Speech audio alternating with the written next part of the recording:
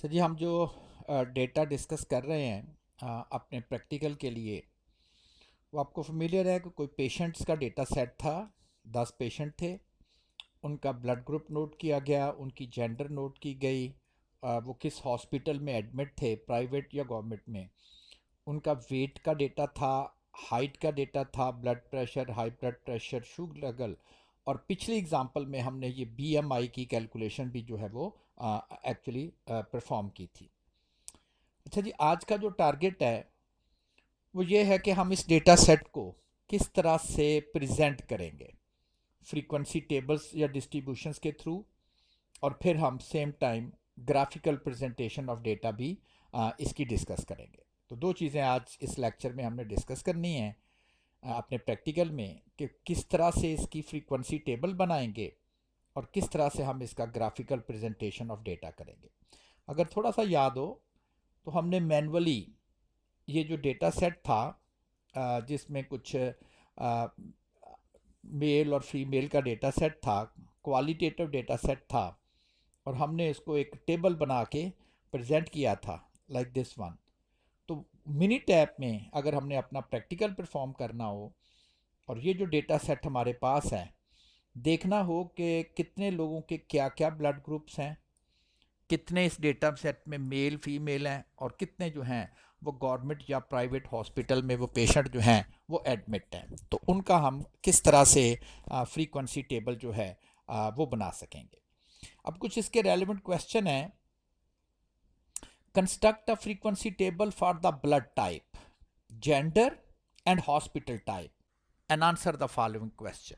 यानी कि हमने ब्लड ग्रुप टाइप, जेंडर और हॉस्पिटल टाइप, जो तीन वेरिएबल्स हैं, ये वाले ब्लड ग्रुप टाइप, जेंडर और हॉस्पिटल टाइप, इनका हमने फ्रीक्वेंसी टेबल बनाना है और बताना है कि इस डेटा सेट में कितने मेल पेशेंट हैं।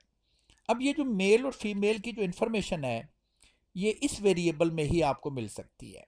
तो आप इसका फ्रीक्वेंसी टेबल बनाएं, जो कि फ्रीक्वेंसी हम कहते हैं हाउ मैनी, कितने। तो आप इसका फ्रीक्वेंसी टेबल बना दें। अब इसका फ्रीक्वेंसी टेबल बनाने के लिए हम जाएंगे स्टैट्स में and then tables, stats, tables and then tally individual variable. Tally याद है ना, जब हमने क्लासरूम में कहा था तो एक एक ऑब्जर्वेशंस को हमने टैली मार्क लगाया था और बाद में इसे गिना था। इंडिविजुअल वेरिएबल से मुराद ये है कि हमने इंडिविजुअली एक एक वेरिएबल्स का सेपरेटली टेबल बनाना है। तो टैली इंडिविजुअल वेरिएबल्स, इसको अगर आप क्लिक करोगे कि टैली इंडिविजुअल वेरिएबल्स, तो हमारे पास कुछ ऑप्शन आ जाएंगी कि जी आपने किस का टेबल जो है अब वो बनाना है। जितने भी हमने देखें 10 कॉलम तक हमारे वेरिएबल एंटर हैं, तो उसने वो हमें शो कर दिए। इसमें से हम पिक करेंगे जेंडर और यहाँ से सेलेक्ट कर देंगे, तो वो आ जाएगा वेरिएबल लिस्ट में। ओके का बटन प्रेस करेंगे तो उसने सेशन विंडो में इसको आप थोड़ा सा रीएडजस्ट कर लें, और उसने कहा जी कि इस डेटे में 4 जो हैं वो फीमेल हैं और 6 जो हैं स्टूडेंट इस डेटे में मेल स्टूडेंट्स हैं।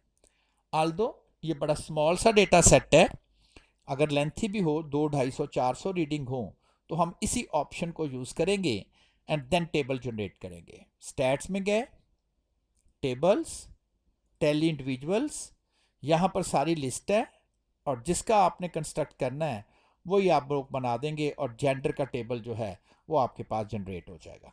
तो जेंडर का टेबल जो है उसने जनरेट कर लिया।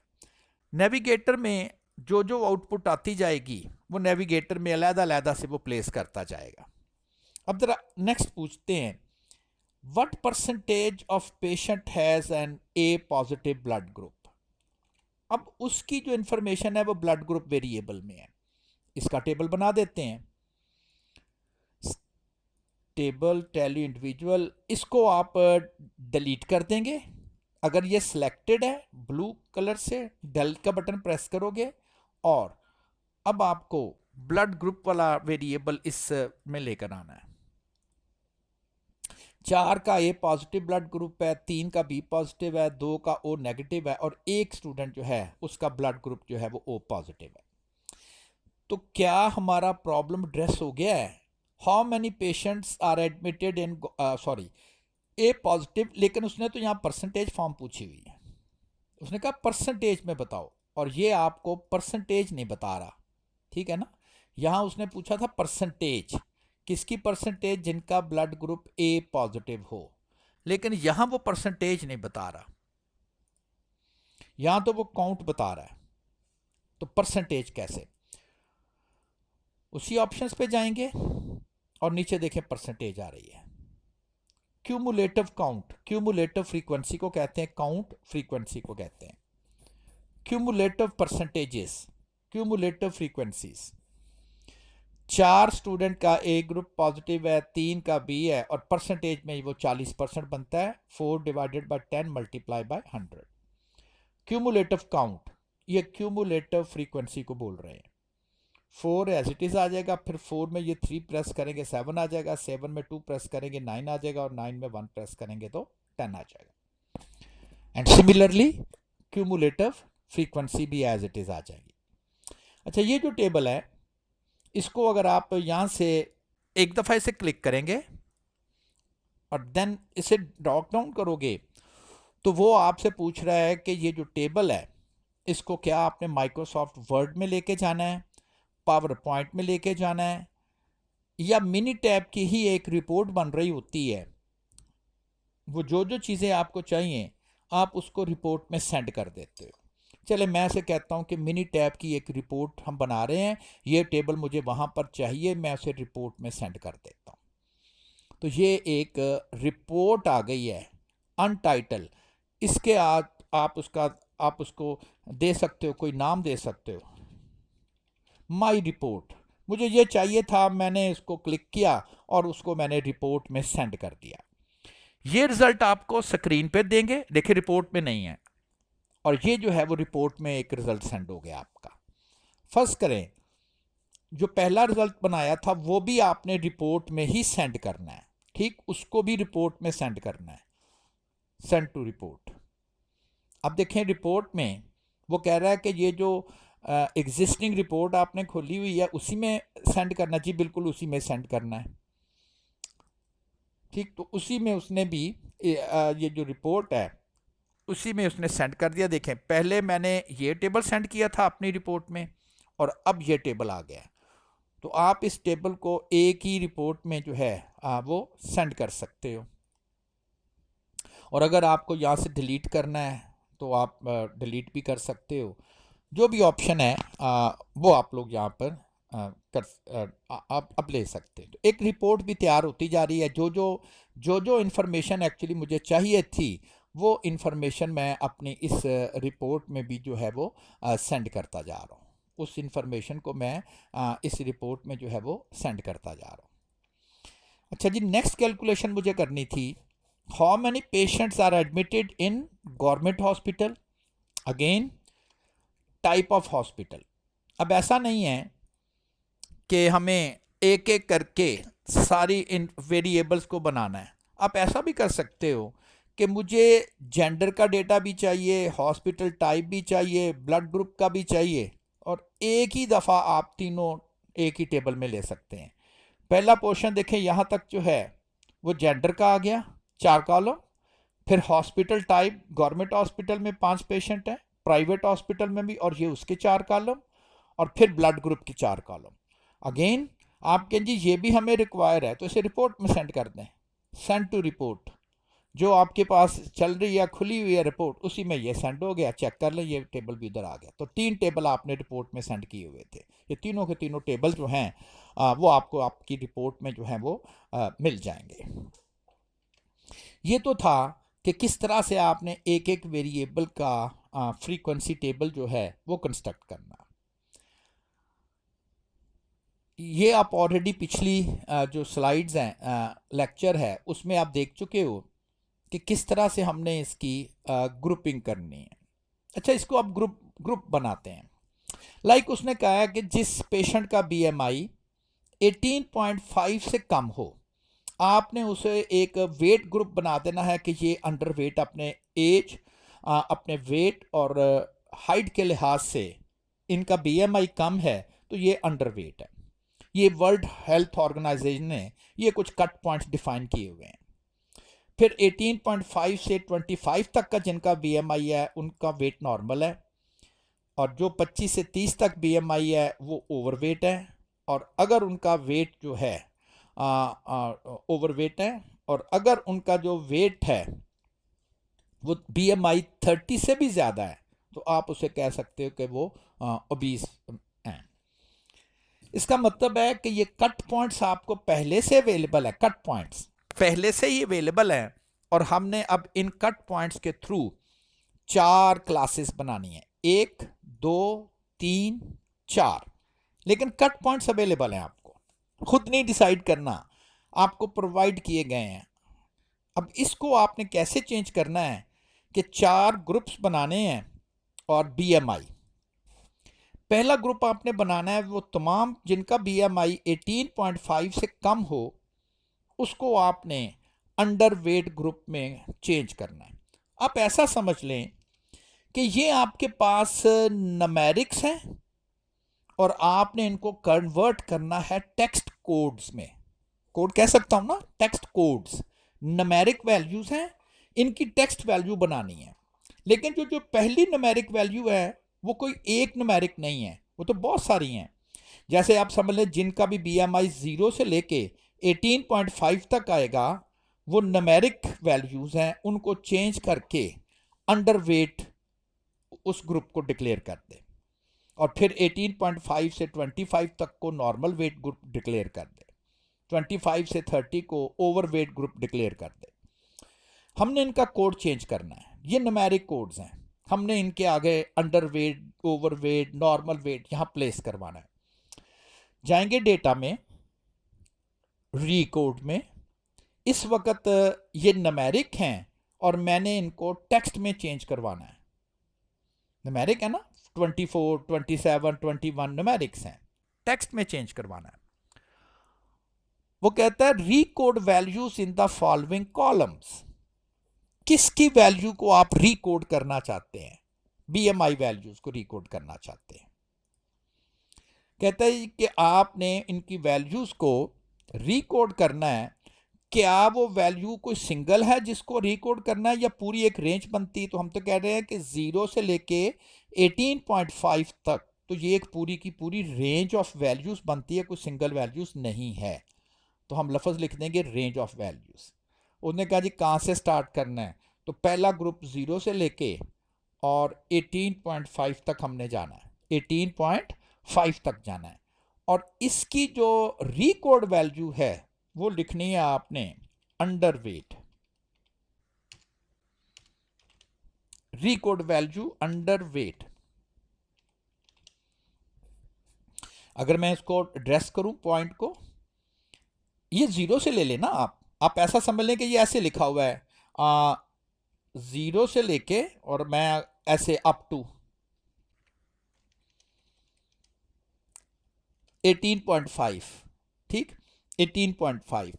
अब ये लेस देन 18.5 है, इसका मतलब 18.5 शामिल नहीं है, तो आप उसको लिख देंगे, यहां से चेंज कर दें, उसे कहें एंड पॉइंट्स टू इंक्लूड। क्या आपने एंड पॉइंट इंक्लूड करना है? हमने कहना सिर्फ लोअर एंड पॉइंट इंक्लूड करना है, अपर नहीं, यानी कि ये इंक्लूड नहीं होगा तो लफ्ज बन गया 18.5 से कम, चूंकि इंक्लूड नहीं है। फ्रॉम 0 टू लेस देन 18.5 ये अंडर वेट आ गया। फिर 18.5 टू 25, अब 18.5 इंक्लूड है, lower and point only include है, और ये एक्सक्लूड है, और इसको हम कहेंगे नॉर्मल वेट। फिर 25 टू 30, 25 शामिल है लेकिन 30 शामिल नहीं है, ओवरवेट। अब उसने कहा अबव 30, 30 एंड अबव 30। अब अबव की लिमिट नहीं है लेकिन इसने मानना नहीं है, इसको आप कोई लिमिट ज़रूर देंगे। तो हम ऐसे एक बहुत बड़ी बीएमआई वैल्यू रख देते हैं कि जी 30 से लेके लाइक 500 तक, वैसे तो इतना बीएमआई किसी का होगा नहीं, तो हम कह देते हैं कि 30 से लेके 500 तक अगर किसी का बीएमआई है तो उसे कह दे कि ये ओबीज है, ठीक। कहता है ये जो ग्रुप बनाए हुए हैं टेक्स्ट ग्रुप, इसको रखना कहाँ है? At the end of the current worksheet रखना है। आप कहने कॉलम हम तुम्हें बता देते हैं। कहता चले बताएं किस कॉलम में रखना है। मैं C10 कॉलम मेरे पूरे हो चुके हैं, तो मैं कहता हूं इसके साथ ही C11 कॉलम में ये ग्रुप्स बना के रख दे। ठीक, इसको आप एन चेक कर दीजिएगा। BMI से डेटा लिया, रेंज सेट की, उसने फॉरन का लोअर और अपर लिमिट बताओ, क्या क्या लिखना है ये लिखना है, कहां पर लिखना है C11 में जाके इसको प्लेस कर दे। ये देखे उसने हर एक के जो हमने उसे क्राइटेरिया सेट किया था उसने यहां पर जाके जो है वो सेट कर दी। इसका नाम आप रख दें वेट ग्रुप्स। वेट ग्रुप्स, तो ये वेट ग्रुप्स आ गए।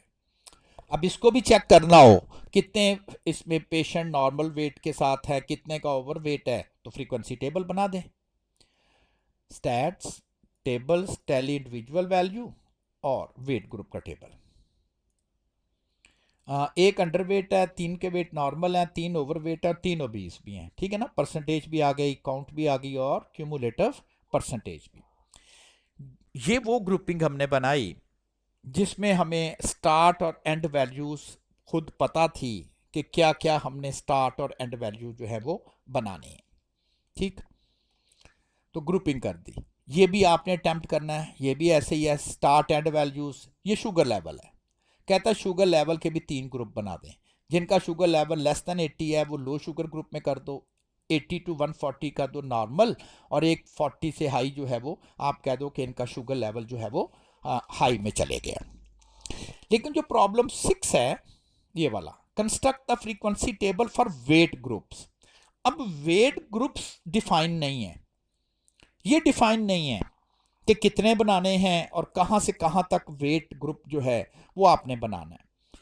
ये एक्चुअली कंटिन्यूस वेरिएबल, आप समझ लें कि ये वो जो प्रॉब्लम है हमने अपने लेक्चर्स में किया था कि जब हमारे पास डिसीजन के लिए कुछ नहीं था, लाइक दे डेटा, वो वीट प्लांट हाइट का डेटा, तो फिर हमने इसके डिसीजन किए थे कुछ ऐसे। ये इसकी मदद से आपने इसके डिसीजन परफॉर्म करने हैं। ठीक, अब फर्ज करें ये फार्मूला ही मिनी टैप में कैलकुलेट करना है। कैसे हम क्लासेस की तादाद को करेंगे? कैलकुलेटर ले लें। क्या था फार्मूला? 1 + 3.3 3.3 और यहां से आप लॉग फंक्शन ले लें। ये लैग है, लॉग नहीं है। ठीक, लेंथ है गैमा है, log to the base 10 select कर दें।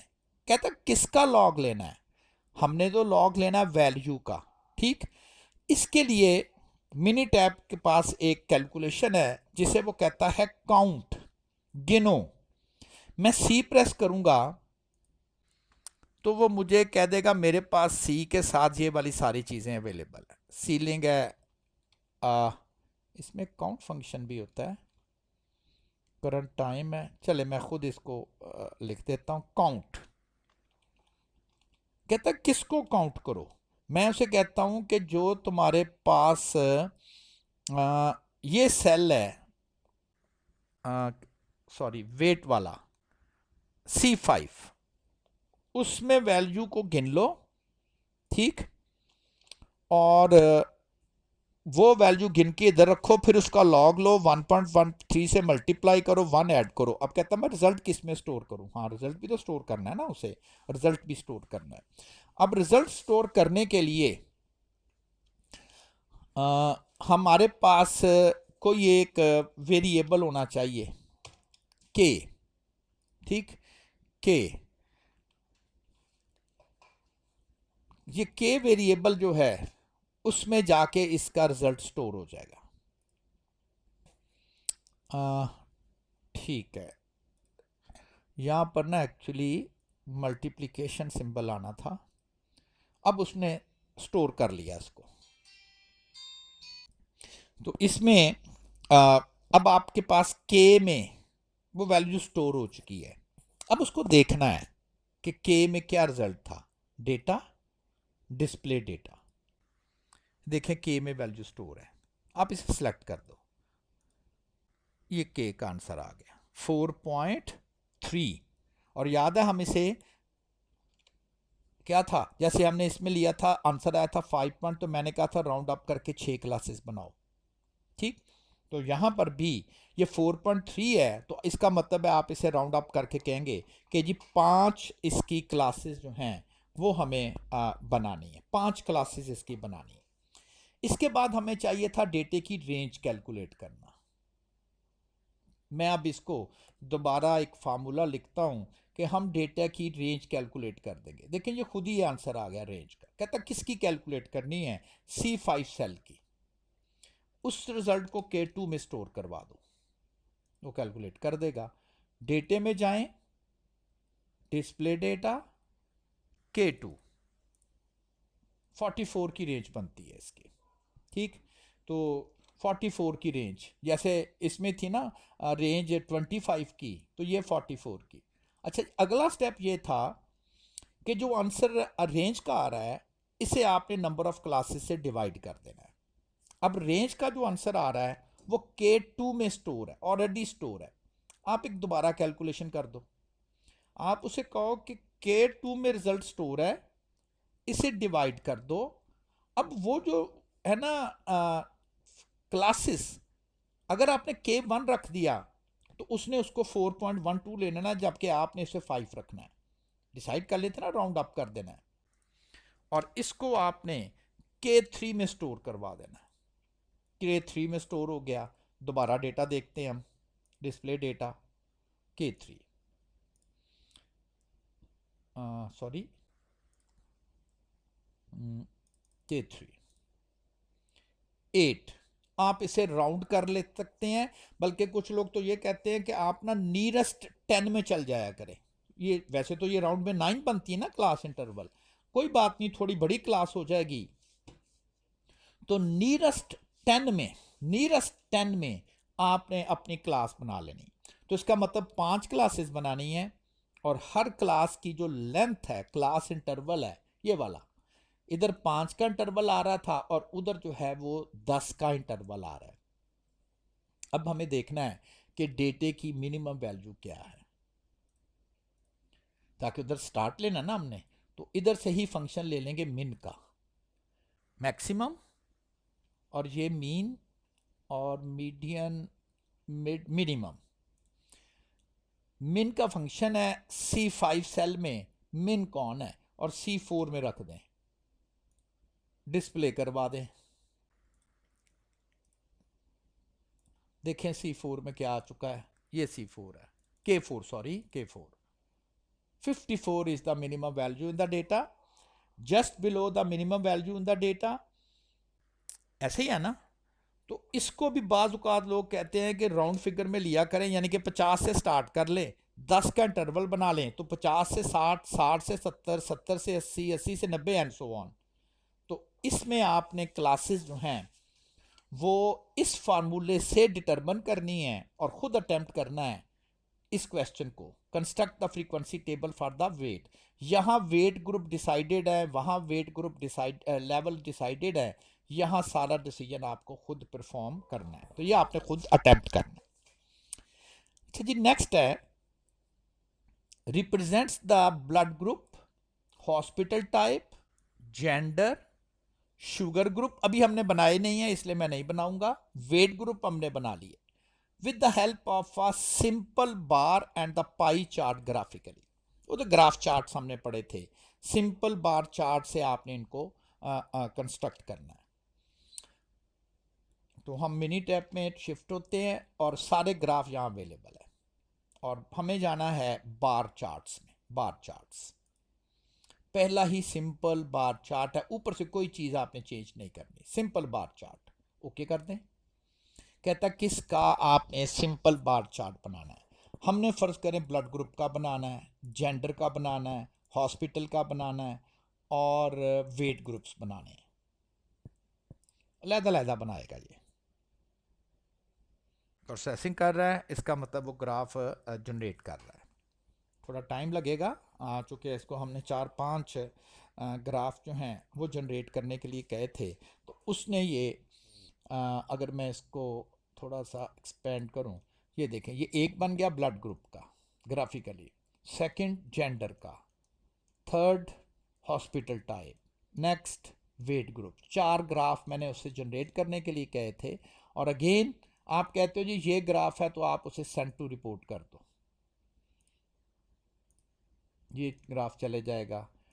ये ग्राफ फर्ज करें ये नहीं रिक्वायर, ये चाहिए, तो आप इसे को भी सेंड टू रिपोर्ट कर दो।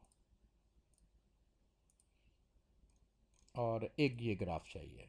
जो जो आपको एक्चुअली रिक्वायर्ड होता है वो आप अपनी रिपोर्ट में सेंड कर लेते। अब मैं अपनी रिपोर्ट देखता हूँ तो देखें ग्राफ इधर आ चुके हैं, 1 2 3 ग्राफ मैंने, बल्कि 2 ग्राफ शायद सेंड किए थे। तो तीन ग्राफ, तो तीनों ग्राफ जो है वो मेरी रिपोर्ट में, ऊपर भी सब इंफॉर्मेशन मेरे पास आ रही है और नीचे भी सारी की सारी इंफॉर्मेशन जो है वो मेरे पास जो है वो एटली अवेलेबल। तो जो एक्चुअली मुझे रिक्वायर्ड होता है वो चीज़ जो है वो मैं अपनी रिपोर्ट में कंपाइल किए जा रहा हूँ और सेंड कर रहा हूँ। इसी तरह से उसने कहा था पाई चार्ट भी बनाएं, तो ग्राफ में हम जाएंगे और पाई चार्ट सिंपल है, ठीक।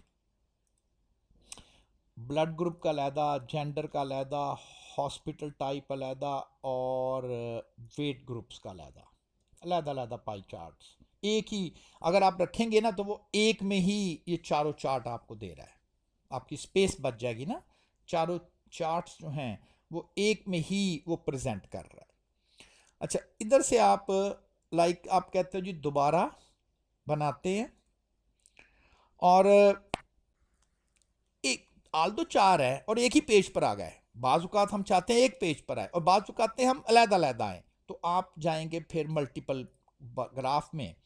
कहता इन द सेम ग्राफ, सारे सेम ग्राफ में आ गए, नहीं आप कहते हैं in the separate graph, separate graph, तो देखिए आप वो सेपरेट कर देगा आपको। बाज़ का तो ग्राफ इतने ज़्यादा होते हैं कि रिक्वायरमेंट होती है टीचर्स की भी, या जहाँ पर आपने लिखना है कि सारे एक ही पेज पर आने चाहिए, और बाज़ का तो होते हैं कि नहीं जी लहदा लहदा होने चाहिए। तो कहाँ पर हमने जाना है, उसी तरह से ग्राफ पे, पाई चार्ट पे जितने वेरिएबल लिख दिए हैं लिख दिए, और इसके बाद मल्टीपल बार्स में जाके अगर ये करेंगे तो सेम ग्राफ आएगा, ये करेंगे तो सेपरेट ग्राफ बन जाएंगे, सेपरेट ग्राफ जो है वो जनरेट कर देगा। अच्छा जी, पाई ऑप्शन में है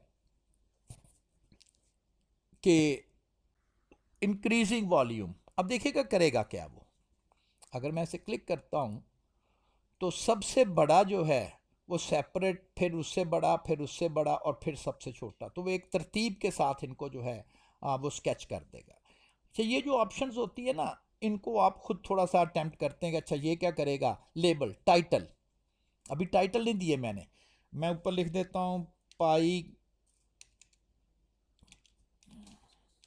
ग्राफ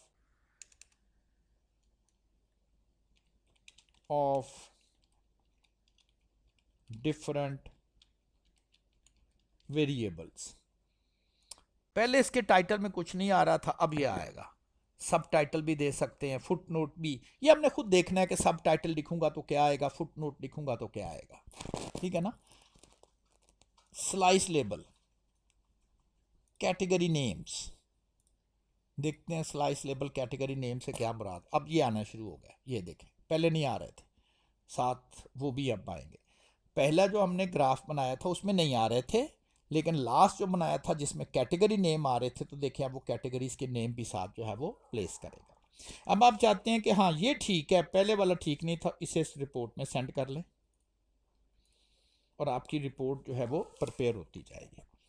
अगर मैं अपनी रिपोर्ट को नोट करता हूँ, ये रिपोर्ट सारी मेरी रिक्वायर्ड थी, इस रिपोर्ट को करें राइट क्लिक, पावर पॉइंट में चली जाएगी, डायरेक्ट ये माइक्रोसॉफ्ट वर्ड में चली जाएगी रिपोर्ट। आपकी रिपोर्ट जो है वो माइक्रोसॉफ्ट वर्ड में चले गई।